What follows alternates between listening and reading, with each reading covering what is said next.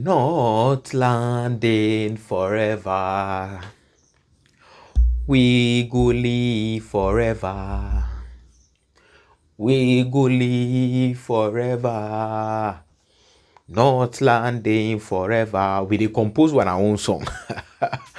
Ladies and gentlemen, welcome back to Kobo Sports Room. Welcome back to another video. This is one of the best videos I can ever produce as a Chelsea fan. This is one of the best, video for you. But I am happy. I am happy that we witnessed a brilliant Champions League final. We witnessed, even a penalty shootout. That was, a very good Champions League final. It was better than the last year final. This final was better than the last year final. Ladies and gentlemen, this is your Champions League review. Not landing forever. let's get straight into the video. Let's get serious. Let's get serious. So the Champions League happened over the weekend on Saturday. In a game between P.S.G and Arsenal in Budapest, Hungary. By the way, a P.S.G fan, booked a ticket to go to Bucharest, Romania, instead of Budapest, Hungary. What went into the thought process? The city is Budapest, Hungary, and you book a ticket for Bucharest, Romania. What the hell is that? The Puskás Arena, the Ferran Puskás Arena in Budapest, Hungary, and then the ball was 4 p.m. By the way, in Ghana time, local time, it was 4 p.m. In the Eastern European time, it was 6 p.m. We kind of, it was a different, Champions League final for us because it was played in, a hot Saturday afternoon. And this is not normal for us. We usually watch Champions League in the night around 7 p.m. That is where the Champions League starts. Sometimes 6 p.m. But this time around, it was 4. It was 4 Ghana time, of course, 5 Nigerian time. The Champions League happened. I gave you the preview. And then in the preview of the game, a lot of things that I said in the preview came to prevail, or it came to light during the game. I told you Kai Havertz is going to be a big tool for Arsenal. Yes, Kai Havertz scored a goal for Arsenal. I told you the key player for PSG is Kvaratskhelia and not Dembele. Yes, Kvaratskhelia was an instrumental player in the game. He caused the penalty for PSG for Dembele to convert the penalty into the box and then restore parity or equalize the goal for PSG. So most of the things that I said came into light. I told you this Champions League final, unlike the PSG game that produced a lot of goals, this is not going to produce a lot of goals. Maximum was going to be 2 goals. I said it in the preview. You can go and watch it. It is on your screen for you, and it is in the channel. You can go and watch it. This Champions League produced just 2 goals, and it wasn't a goal festival, unlike the Bayern Munich game. And I told you, Arsenal was not just going to be a walkover for PSG, and people think PSG was going to dismantle Arsenal, and then PSG are going to take the game lightly. I told you it wasn't going to be a game that was going to be taken lightly for PSG, and this game was one of the most difficult games in fact they could have played. In fact, going into the game, Arsenal were the best defensive side, PSG were the best attacking side. So defensive side cancelling attacking side, and attacking side cancelling defensive side. It was clear that this game wasn't going to produce a lot of goals. But let's go into the game. In the 5th minute, a mistake happened on the left side of Arsenal, and then Marquinhos thought that ball was a foul or it was a handball, not knowing it wasn't a handball. Kai Havertz took the ball and then scored a brilliant, sublime goal in the Champions League final 5 minutes into the game. And that goal, what was Safonov doing? What was he doing? Safonov is not a top goalkeeper. He is not a top goalkeeper. And I am not shocked that when the Champions League, team of the season came, David Raya was the goalkeeper of the team of the season, because Safonov cannot be a goalkeeper of the season. He is not a top goalkeeper. He had players like Nuno Mendes, he had players like, Hakimi, Pacho, and then Marquinhos with that experience, shielding him. Even in the final, they were shielding him. In the final, Arsenal didn't come out. And that is why we didn't see Safonov, or we didn't see Arsenal trying Safonov enough. That first goal, what was Safonov doing? As a goalkeeper, when the ball is coming, or when you are one-on-one with the player, you don't just do it like this and then you expect something, some miracle to happen. That was a poor decision making by Safonov, but that was a brilliant goal by Kai Havertz. I told you Kai Havertz was going to be key in the game. Kai Havertz doesn't depend on supplies before he can score goals or before he can do something in the game. And we'll come to Victor Gyökeres, but Kai Havertz is that all-rounder striker that can, provide you with that kind of, dynamism in the front line. That is Kai Havertz for you. Scored for Chelsea in the Champions League final 2021 and scored for Arsenal in the Champions League final 2026. Ekade called the Arsenal Champions League, Ekade. Kai Havertz would have won the Champions League for, Arsenal. But that's just by the way, though. But that was first goal was a very brilliant goal, a well-worked goal. 5 minutes into the game, Arsenal scored. And then they start to defend. And over the years, we have had issues. We have said, a lot of people have said a lot of things about the idea of scoring early in a game, scoring like 10 minutes in a game, 20 minutes in a game, 5 minutes in a game, 15 minutes in a game, and you sit back and defend the whole game. We have talked about this. It is not the best approach into a game. Even if you are a defensive side, even if you would defend in a Champions League final, it should be from 60 or 70 minutes going. That is where it is good for you to defend.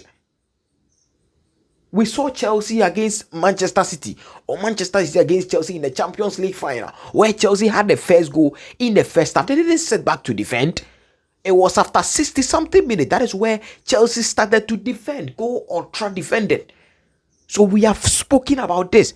Arsenal didn't even have 30% possession. In fact, they had 20-something% possession. And then in the Champions League final 2006, it was also the same thing.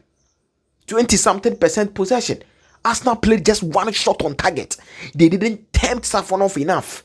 So that idea of sitting back and defending after scoring early in a Champions League final or in every big game is not the best idea to employ. Even if you are an ultra defensive, team, find a way to contain them to up to 65 minutes or 70th minute. That is where you can defend, because as at that time, you just know you have just 20 minutes to defend. 20 minutes to bring all your defensive game out, and that is going to help you, because 20 minutes and you defend, bro, that is some shield for you. So that was a very bad idea from Mikel Arteta and then the boys sitting back after the goal and then, just giving the ball to PSG for them to play, for them to orchestrate, attacks for them. And David Raya, top performance by David Raya. In the final, he was brilliant in the final. Just that it didn't go well for them. They didn't win the trophy, but David Raya, bro, he is the best goalkeeper this season. David Raya is the best goalkeeper this season.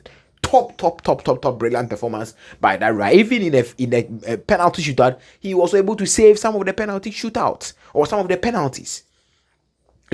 So when the ball was given to PSG on a silver platter for Arsenal, PSG started working out. They started working for the ball. And even in this game, because of how Arsenal sat back after the first goal, if PSG were clinical enough, they could have won the game in the 90th minute. You saw the Bradley Bakula chances. You saw the, Creature Kvaratskhelia chance that hits, the goal post.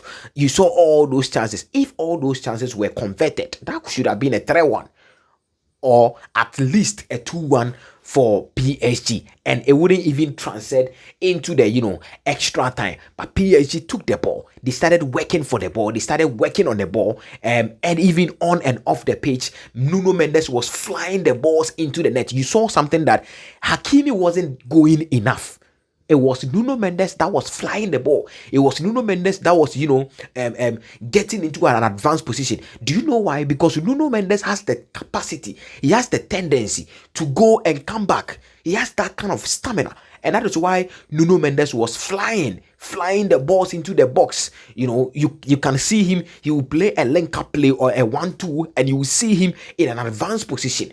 And that was, very, very, very, very good by Nuno Mendes, and that was a very, good tactics for Luis Enrique to, also, deploy out there for PSG against Arsenal. Now, another one is Vitinha. Vitinha won the man of the match though, and that Pedri Vitinha conversation, bro, it is not gonna work.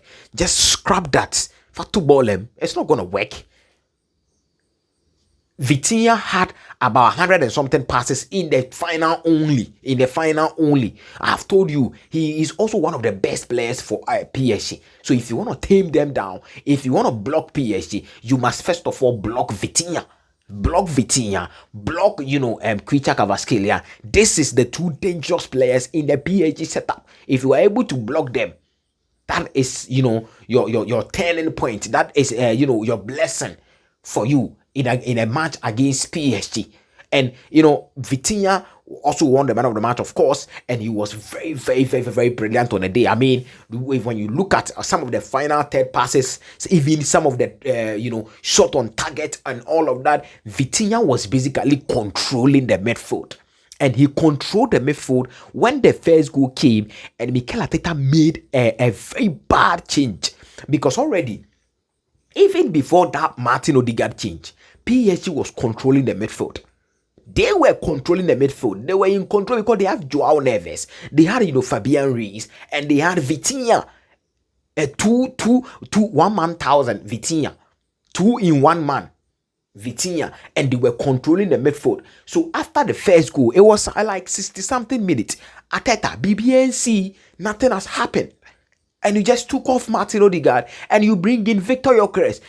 We didn't see any impact of Victor Gyökeres in a game after the 67th minute that he came, or the 68th minute that the changes was made. What did Victor Gyökeres brought onto the pitch? What did he bring? What did he add into the Arsenal game? You basically shot yourself in the foot by removing Martin Odegaard that can hold the ball and bringing in Victor Gyökeres. And Kai Havertz was, at the back of Victor Gyökeres, and we all know Kai Havertz cannot do the job Martin Odegaard is doing. So Arteta basically handed the keys to the midfield, even though they were struggling. He handed the keys back to PSG, that PSG take the ball and work on the ball, and they were working on the ball. Big shout outs to the Arsenal defense. All the Gabriel, William Saliba, Mosquera, and then the likes. Mosquera was good up until he got the yellow card. He was good. He was working on, Kvicha Kvaratskhelia. I saw most of the Arsenal fans tweeting. Kvicha Kvaratskhelia is being worked on by Mosquera. Mosquera was working. Mosquera was actually working until the yellow card came, and then he eventually, caused the penalty for against Arsenal, and then for PSG to obviously, square the ball into the net. Piero Hincapié was also brilliant on the day. He was very, very, very, very, very brilliant, on the day. Now the PSG goal comes, and then the PSG starts to work the ball out. They were doing well. They were, pressing good. They lose the ball, and then they get the ball in 10 seconds back. They lose the ball, and then they get the ball back again. Arsenal we weren't, we didn't know what Arsenal was doing, and then it resulted in them playing just one shot on target against Safonov. You are in a Champions League final against Safonov, and you cannot try him. You cannot test him. You cannot tempt Safonov. That was a very bad call by Mikel Arteta. Take nothing away from him, but on that night or on that day, that tactics was a very bad, tactics. But of course, extra time. The extra time wasn't that, really, really clear.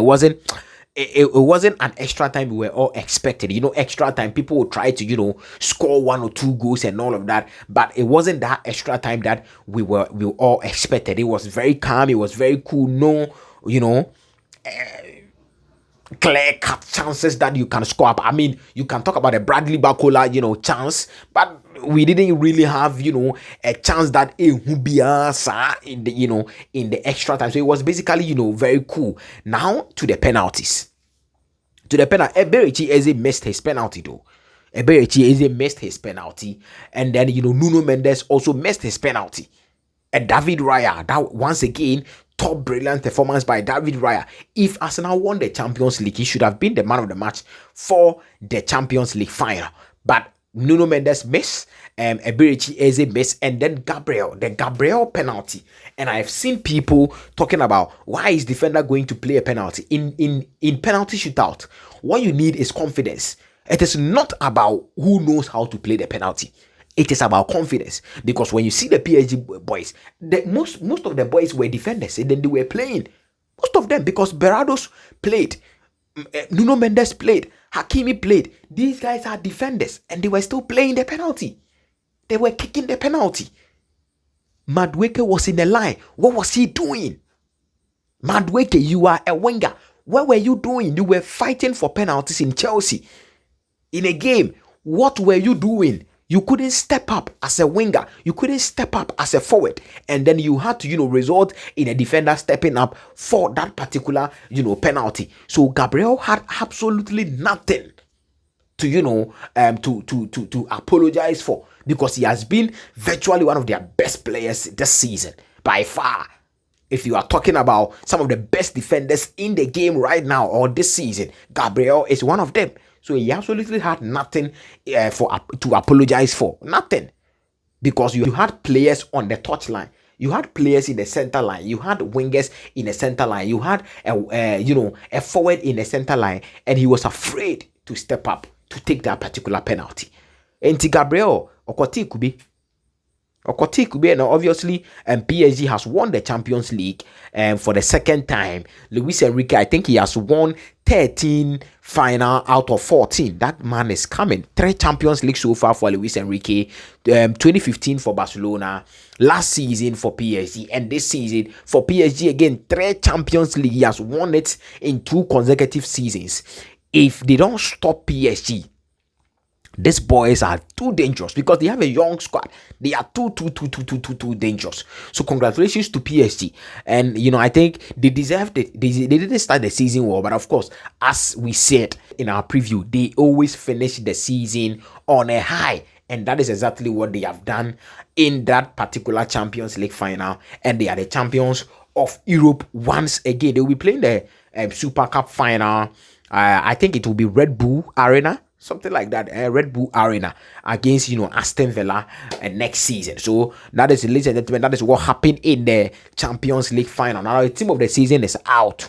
Mbappe is missing out. Mbappe obviously was the top scorer for the Champions League. Khvicha Kvaratskhelia won the player of the season in the Champions League. Arda Güler won the young player of the season in the Champions League. In fact, Güler created more chances than anybody in the Champions League. So he is the young player of the season in the Champions League. Khvicha Kvaratskhelia by far has been the best player for P.S.G this season. And yesterday I tweeted something, and it will be on the screen.